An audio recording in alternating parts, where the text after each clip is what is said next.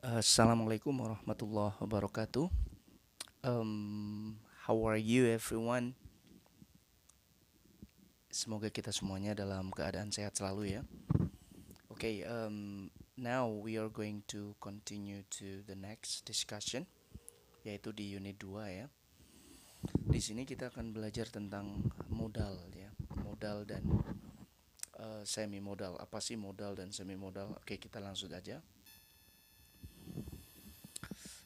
Di sini ada pertanyaan ya, what are they ini? Apa sih kata-kata di bawah ini ya? What are they? They itu merujuk kepada kata-kata shall, will, should, may, make, would, must, could dan seterusnya itu. Apa itu gitu ya? Jadi ini pertanyaan begitu. Bukan siapa mereka ya, tapi what are they itu maknanya adalah apa maksud dari kata-kata di bawah ini atau apa sih jenis dari kata-kata yang ada di bawah ini, yaitu shall dan kawan-kawan. We use modal verbs to talk about an ability gitu ya. Di situ ada penjelasan. Kita menggunakan modal verb, itu namanya adalah modal verb. Untuk apa? Untuk mengatakan atau untuk mengungkapkan sesuatu yang berkaitan dengan ability ya, kemampuan. Ability itu kemampuan, bisa ditulis kalau mungkin ada yang lupa. A duty atau mungkin tanggung jawab, tugas atau mungkin kewajiban. A need itu mungkin kebutuhan ya, misalkan kita butuh apa, nanti bisa menggunakan modal. A necessity ya, atau keharusan ya kan, permission mungkin ya, untuk izin, obligation, larangan dan seterusnya, itu adalah bentuk modal. Nah, kita akan langsung berbicara tentang modal auxiliary dalam bahasa Inggris. Saya rasa you have learned it before in your junior high school mungkin. Here we are going to discuss more detail. Apa sih ya? What is special about them? Kalau saya terjemahkan, apa sih spesialnya gitu ya? Apa sih manfaatnya kita belajar modal itu? Modal verbs behave very differently from normal verbs. Nah, di sini saya artikan. Modal verb itu cukup memiliki keunikan begitu ya. Tidak sama dengan verb pada umumnya. Here are some important differences. Inilah beberapa perbedaan-perbedaan itu. Okay, modal verbs are always followed by a verb in the base form. Pertama, apa, how, bagaimana perbedaan-perbedaan itu? Diperhatikan ya.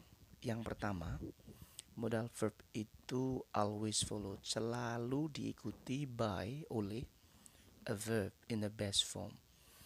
Jadi modal itu ternyata selalu diikuti oleh bentuk kata kerja verb 1. Jadi base form itu sama dengan verb 1. Jadi modal itu ternyata tidak pernah dengan verb 2, misalnya I can spoke English misalnya, tidak ada. Perhatikan ya.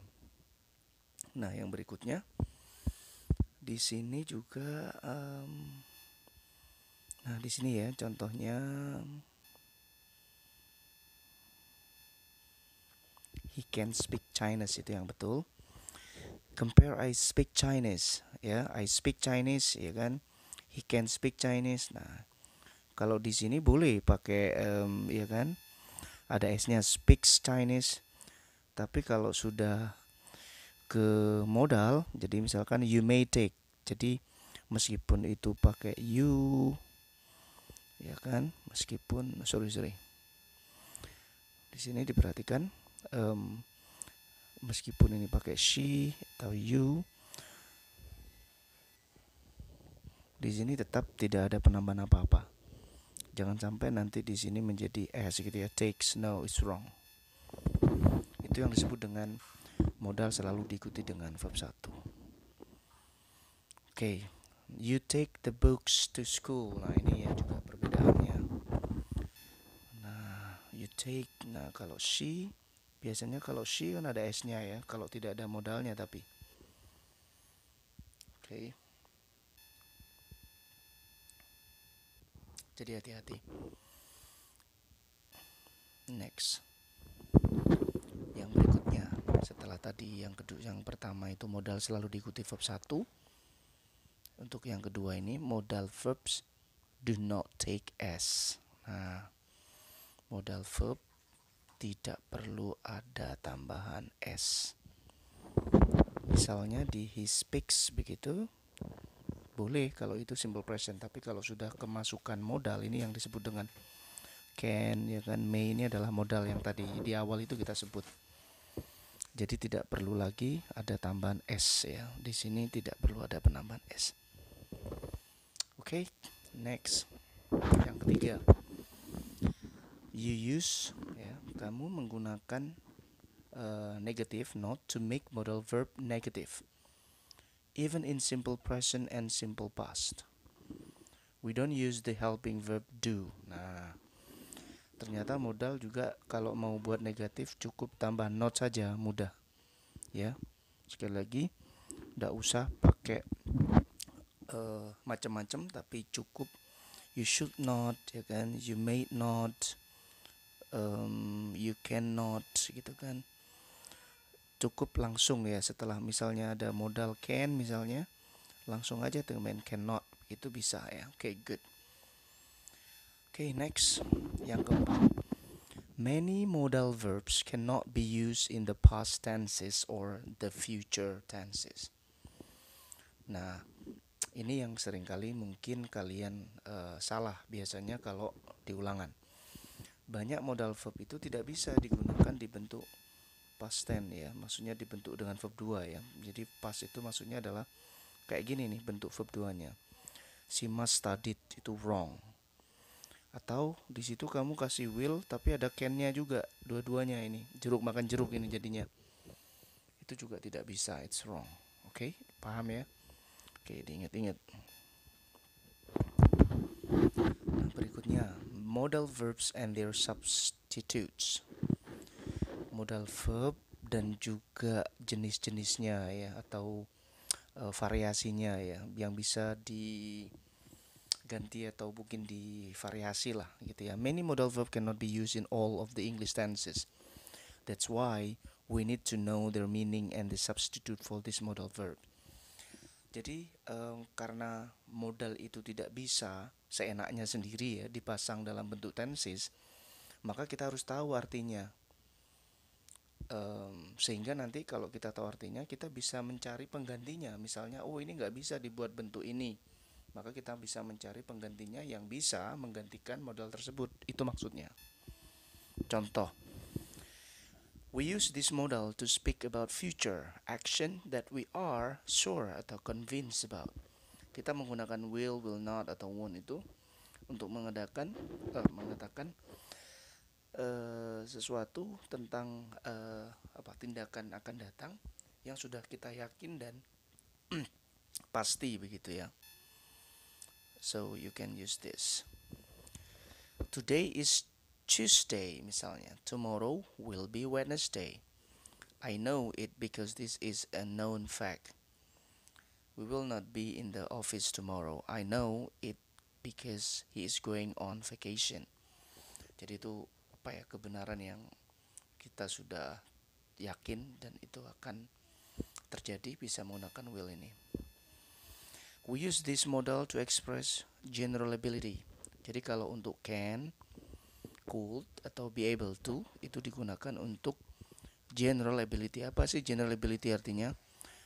Kemampuan umum ya, atau menyatakan kemampuan secara umum. Possibility itu juga kemungkinan, impossibility itu tidak mungkin, opportunity itu ya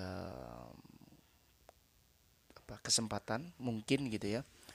Permission itu untuk izin, atau mungkin untuk kalian mau keluar atau apa, itu kan butuh permission ya. Permission itu kayak nyuwun sewu lah ya.